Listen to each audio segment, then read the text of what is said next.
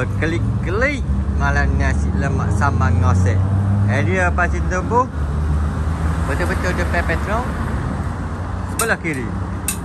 Ni nasi lemak sambal ngosek. Jual nasi lemak sambal ngosek dah. Sambal ngosek. Ya lapu ni ya lawe cahaya malam-malam. Awak tadi ada 3 buku ke tepuh dah?